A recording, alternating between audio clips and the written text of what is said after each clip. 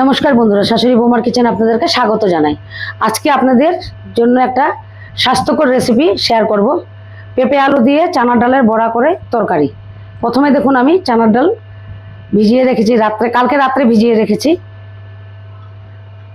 আদা কুচি নিলাম, এটা এখন বেটে নেব।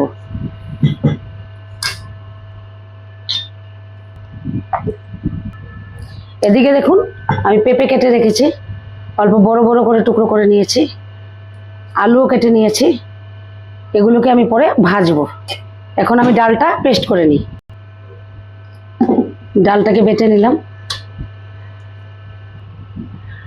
বেটে নিলাম, নুন দিলাম,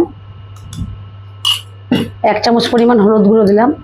গরম দিনে দেখবেন পেঁপে, শসা, কোয়াশ এগুলো খাওয়া শরীরের জন্য উপকারী, পেটকে ঠান্ডা রাখে। তাই পেঁপে, কোয়াশ গরম দিনে বাড়িতে থাকা খুব দরকার। কড়াই গরম করে নিলাম, সর্ষে তেল দিয়ে দেব। আমি এই রান্নাটা সর্ষে তেলেই করব। তেল গরম হয়ে গেছে, এখন আমি বড়াগুলো অল্প বড় বড় করে ভাজবো, দিয়ে দেব।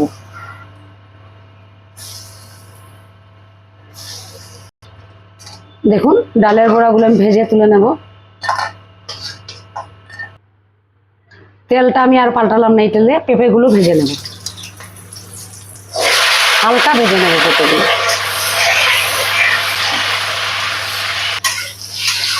দেখুন, আমি পেঁপেগুলো অল্প ভেজে নিয়েছি, এখন তুলে নেব।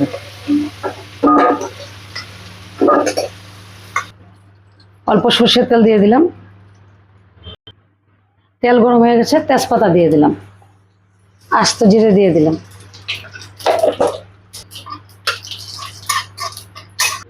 এখন কেটে রাখা আলুগুলো দিয়ে দেব।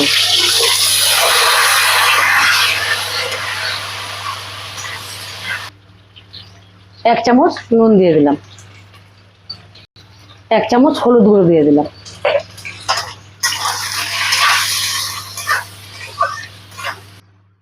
এক চামচ আদা বাটা, জিরে বাটা, ধনে বাটা দিয়ে দিলাম।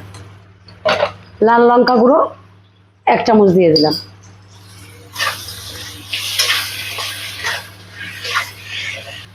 অল্প জল দিয়ে দিলাম, কারণ মশলাটা পুরো লাগবে না। এখন আমি ভেজে রাখা পেঁপেগুলো দিয়ে দেব।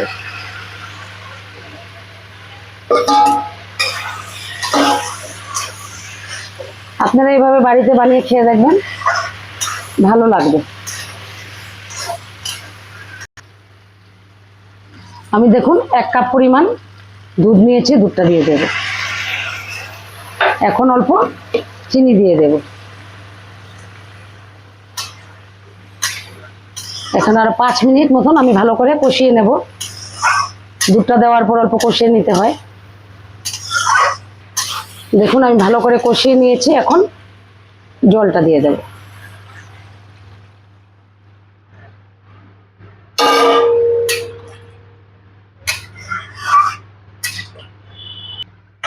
দেখুন, ঝোলটা ফুটে উঠেছে, এখন বড়াগুলো দিয়ে দেব।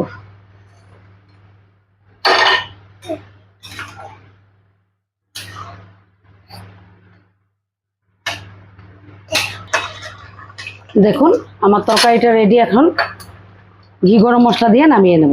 আপনাদের যদি এই রান্নাটা ভালো লেগে থাকে, লাইক করবেন, শেয়ার করবেন, আর আমার চ্যানেলটাকে সাবস্ক্রাইব করে দেবেন। আর আপনারা বাড়িতে বানিয়ে খেয়ে দেখবেন, অসাধারণ লাগে।